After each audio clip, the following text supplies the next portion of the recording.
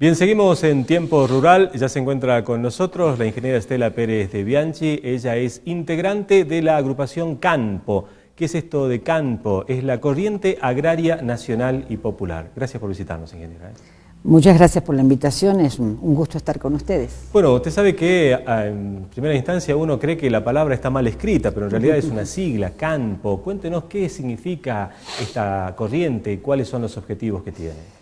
Sí, la corriente surgió en los últimos años, obviamente con esta N en la palabra campo, que no está mal escrita, sino que hace referencia a lo nacional, bueno, y obviamente como el nombre lo indica, ustedes se estarán dando cuenta que es una corriente afín al gobierno, o sea, es una corriente K, ni más ni menos. Y está integrada por muchos actores que tienen que ver con lo rural o con lo agrario. Es de nivel nacional, es un lugar de militancia, digamos, y nuestros compañeros de campo son desde profesionales, agricultores, cooperativistas, alumnos de distintas universidades que estudian generalmente agronomía, es decir, es un colectivo muy heterogéneo que tiene 2 o 3 actividades fundamentales. Una de las actividades son reuniones sectoriales o regionales y luego reuniones nacionales para la puesta a punto de trabajos conjuntos de temas muy trascendentes, digamos, y otra es la militancia en distintos organismos o en distintos sectores y también la creación, en este momento CANPO ha creado un centro de estudios donde, bueno, se expide sobre distintas temáticas que tienen que ver con los aspectos rurales y con los aspectos de la política nacional. Ahora, ingeniera, es indudable que esta agrupación que se crea hace muy pocos años atrás, de alguna manera surge como consecuencia de algo, ¿no? ¿Surge como consecuencia de qué? Surge como consecuencia de la aparición fundamentalmente de la mesa de enlace del conflicto del 2008.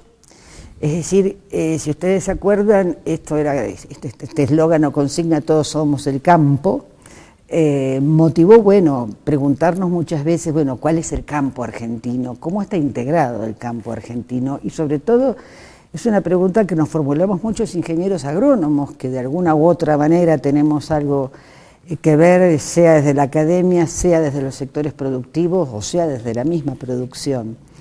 Y entonces, bueno, indudablemente tenemos como 2 campos en la Argentina, como 2 Argentinas en el campo, por decirlo de alguna forma, que es lo que se visualiza como el sector agroexportador, muy fuerte, muy potente, generador de divisas, porque es el sector exportador y es el sector productor de los cultivos, bueno, de exportación, de los granos fundamentalmente, de las oleaginosas, pero que en este sector no está una gran cantidad de productores, sino que en la Argentina tenemos aquel otro campo, que está integrado por productores familiares, por pequeños productores, por horticultores, es decir, por todos aquellos que se dedican al otro aspecto de la producción, que es fundamentalmente un gran aspecto de la base alimentaria de la Argentina. Entonces se crea como esta contradicción, esta disyuntiva, como si existieran 2 cosas en oposición.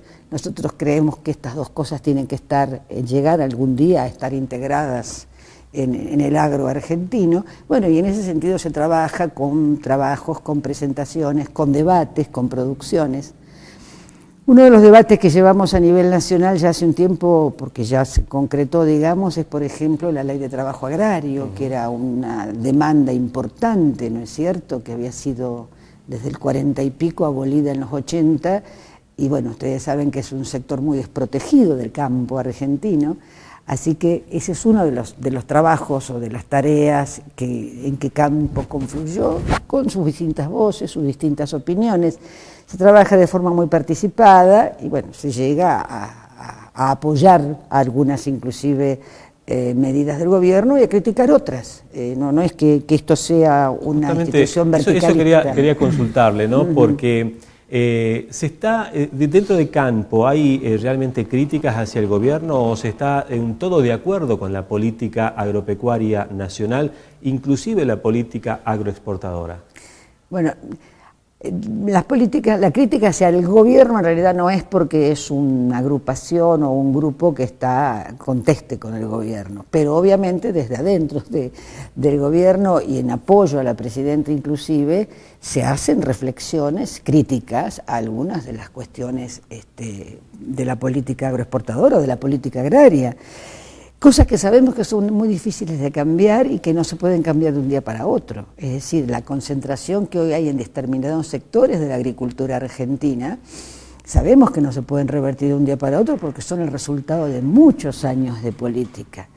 Las tierras en manos de extranjeras que hay en la Argentina, ahora de acá en adelante hay una restricción a la compra de tierras por parte de extranjeros, ¿no es cierto?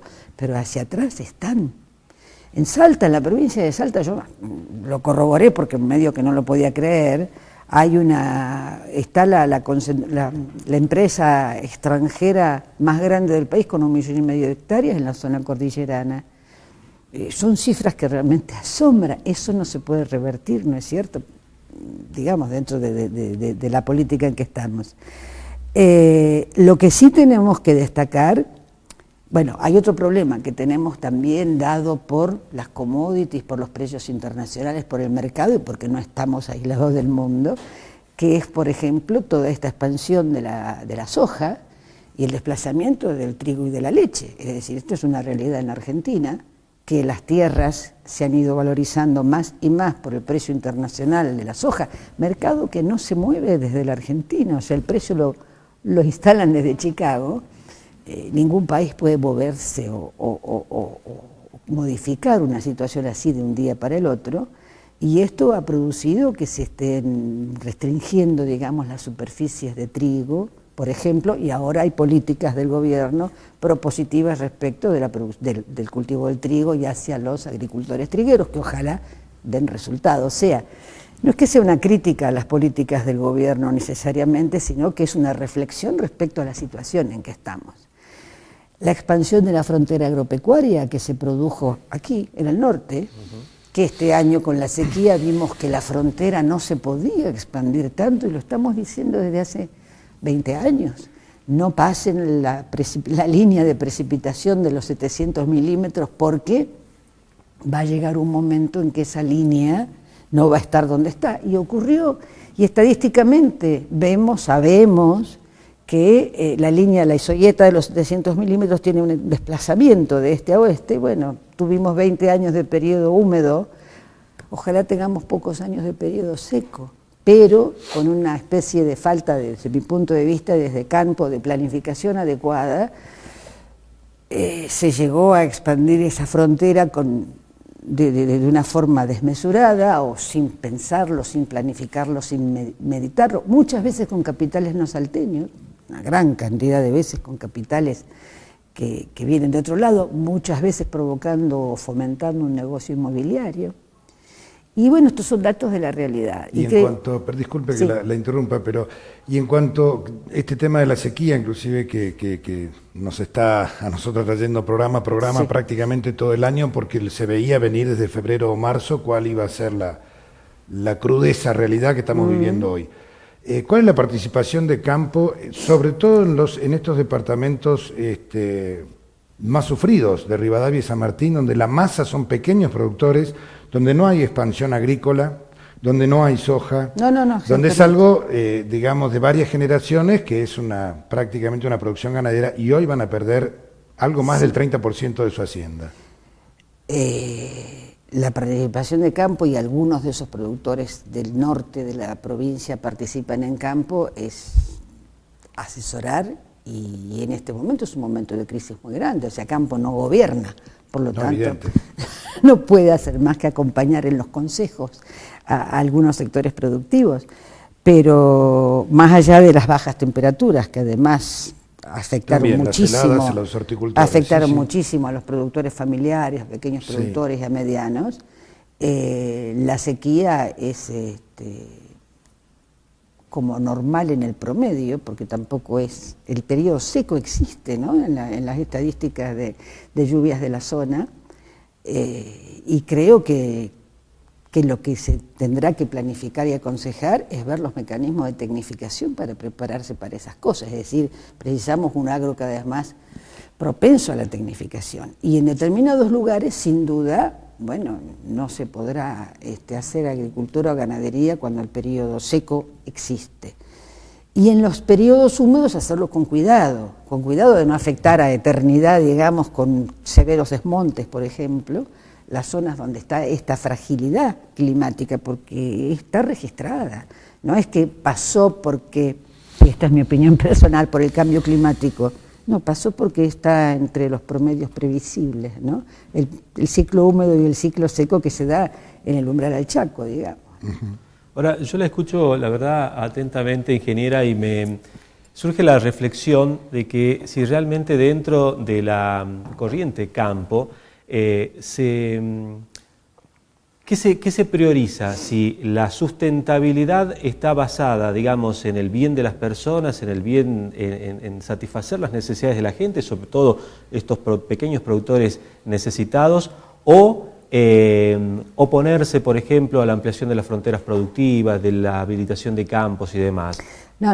Esto sería un eslogan o una consigna que no tendría sentido, porque tenemos que ver la Argentina es demasiado heterogénea para tener una consigna general, no tendría ningún sentido, ¿no?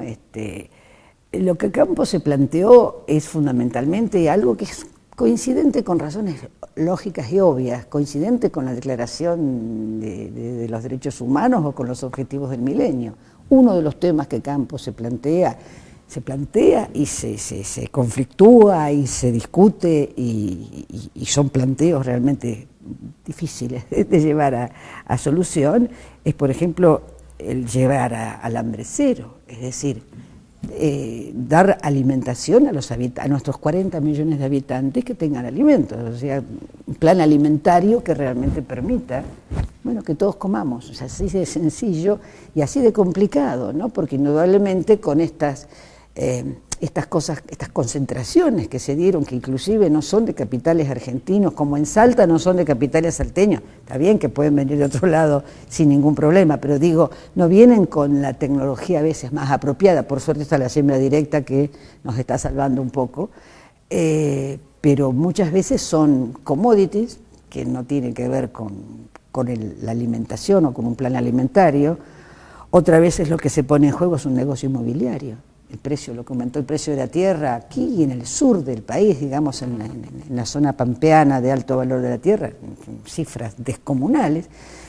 Entonces, bueno, creo que la prioridad número uno de Campo es un plan alimentario que permita que los 40 millones de argentinos comamos. ¿La corriente Campo tiene vinculación directa con algún organismo del Estado o con algún referente? ¿Con quién dialogan? ¿Quién es el funcionario? ¿Alguien con el cual tengan algún tipo de vinculación? Es bastante horizontal. Bastante horizontal. O sea, ¿cómo llegan con sus sugerencias, por ejemplo, Estamos organizados por provincia. Estamos organizados por provincia y hay una mesa de conducción nacional, digamos, que periódicamente se reúne.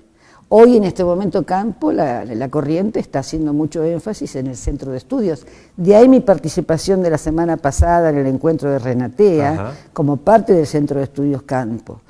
¿Ya está instalado acá en ese centro de estudios? Ya está en Salta como parte del Centro de Estudios Nacionales. Si usted entra a la página de Campo, va a ver los documentos para la discusión. He visto los documentos. Y para el debate del Centro de Estudios.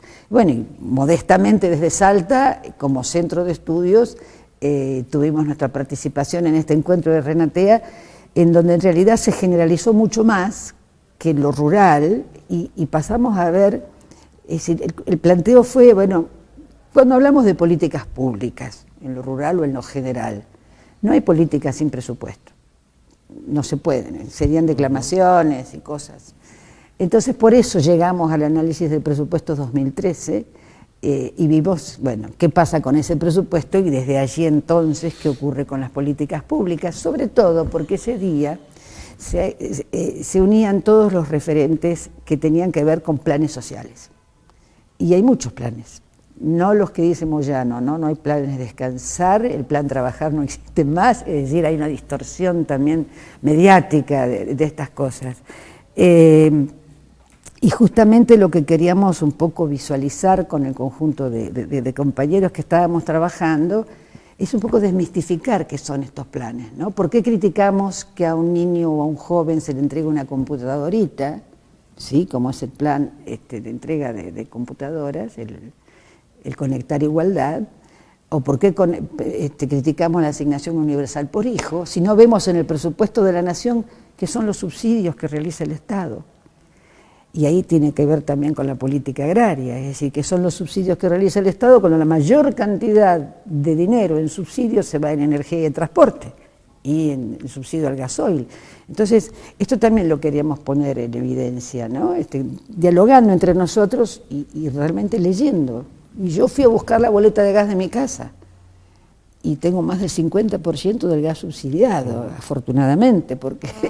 Entonces, bueno, este fue un poco el tema. Las políticas públicas solo pueden hacerse si hay un respaldo presupuestario, y en el presupuesto 2013 hay más del 60% del presupuesto que se destina a lo que se llama seguridad social, en donde está desde la asignación universal por hijo, desde el Plan Argentina Trabaja, para nombrar algunos, hay muchísimos, hay varios, está este porcentaje de incremento de marzo y septiembre a los jubilados. Sí, incluso hasta los programas intercosecha y demás. Todos los programas intercosecha, y está todo el programa de desarrollo de ciencia y tecnología, donde tiene mucho que ver también la parte agraria, porque está el INTA, están las universidades, está el INTI, es decir, allí uno puede visualizar que si el 63% o 65% del presupuesto está destinado a todas estas líneas, bueno, tenemos esperanzas de que tengamos mejores resultados, porque para el sector agrario, como para otros,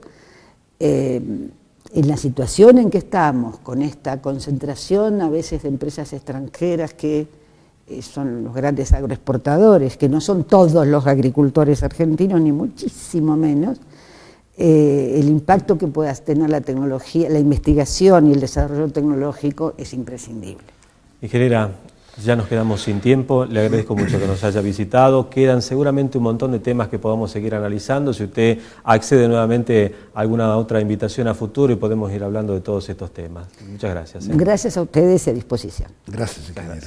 Muy bien, nosotros seguimos con más Tiempo Rural luego de la pausa.